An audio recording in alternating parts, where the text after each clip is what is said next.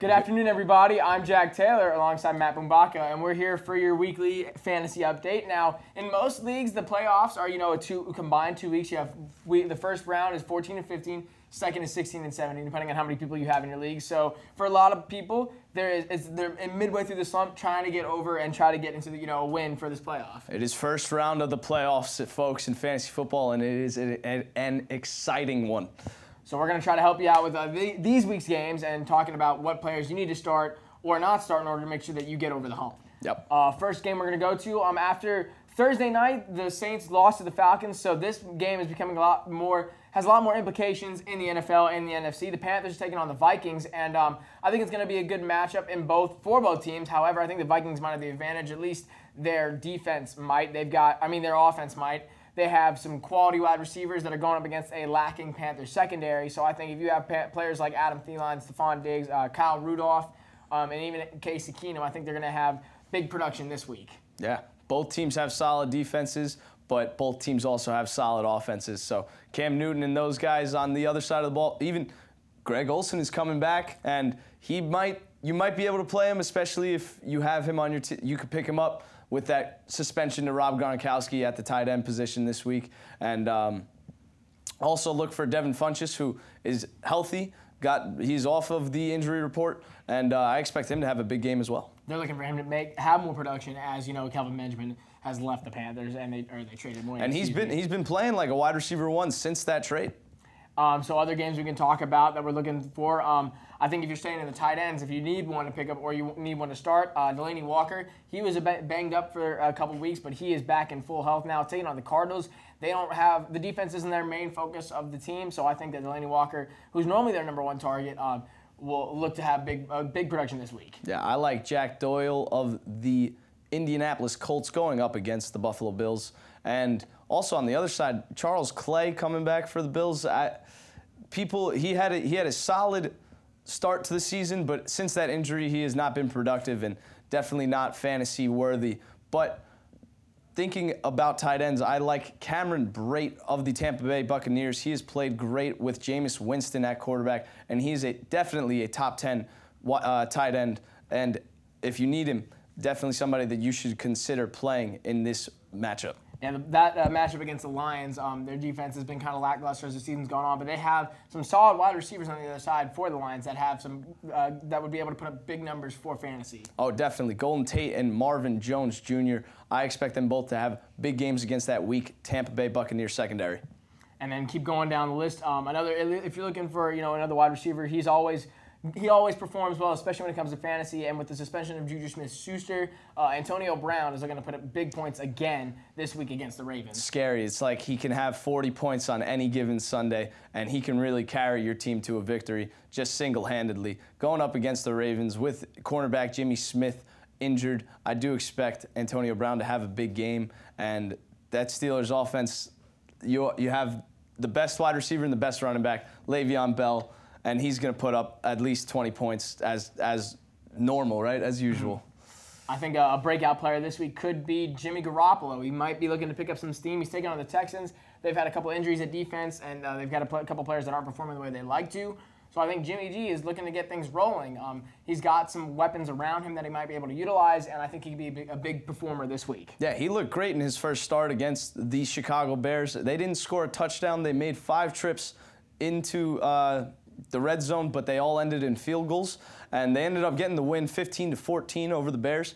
And I expect them to actually score this time around when they get down into the red zone, going up against that Texans defense, who has allowed the third most touchdowns to wide receivers this season, and that is why I like Marquise Goodwin this week going up against that Texans secondary. He has put up solid fantasy points the past couple of weeks, and I expect him to have a big game. He is a pickup and flex option this week, especially if you need a flex play.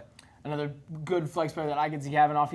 I started him in flex last week, and after not having a whole lot of performance, Derrick Henry for the Titans, he busted a 78-yard touchdown run at the end of the game. They were just trying to run out the clock. It was garbage time touchdown. Just like I was going to say. And this isn't the first time he's done that. He's had 2 other instances earlier this season where he's had long touchdowns at the very end of the game. So Derrick Henry, it's hard to determine what he's going to do with the way that the Titans have their offense with DeMarco Murray and Derrick Henry. They still don't really know how to even out those snaps. So Derrick Henry, I still think would be a solid flex player for your team. Yeah, that committee is that running backfield is really a running back by committee, and they split the carries, so you never know who's really going to get the most carries week to week. But I do expect them. They're both fantasy relevant, and if you have them, you might have to play them.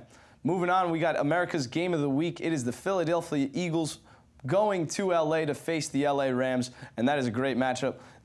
So Jack, who do you think? I mean, like I said, the Eagles just coming off, or like you said, the Eagles just coming off a loss against the Seahawks, and I mean, while they didn't completely shut down Carson Wentz, I still think that he won't be able to be shut down this week. I think that he's got the weapons around him, like Nelson Aguilar, like Alshon Jeffrey. He's got people that he can throw to, and I think he's always going to be able to put up a good amount of points. And then on the other side of the ball, you got Jared Goff. He has got Cooper Kupp to throw to. He's got even maybe Sammy Watkins, and he's got Todd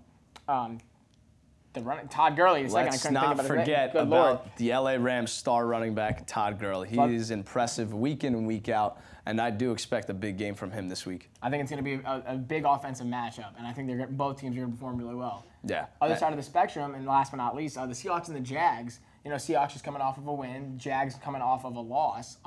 And so, the Jags have that high-powered offense in Leonard Fournette, and the Seahawks have that brutal front seven, one of the best defenses in the league. I think this could be a very low-scoring game, and maybe one that you might want to start these defenses off. Russell Wilson is known to create some turnovers when he's trying to force the ball. Yeah. So I think that maybe either one of those defenses could have a big game. Yeah, that Jaguars D is the best in the league, and I do expect them to have a great game against that Seattle Seahawks offense. The Seahawks offensive line struggles week in and week out, and Russell Wilson makes magic happen with his legs, but sometimes it's just not enough. I actually think the Jaguars might pull off the upset and shut down wide receivers like Doug Baldwin this week.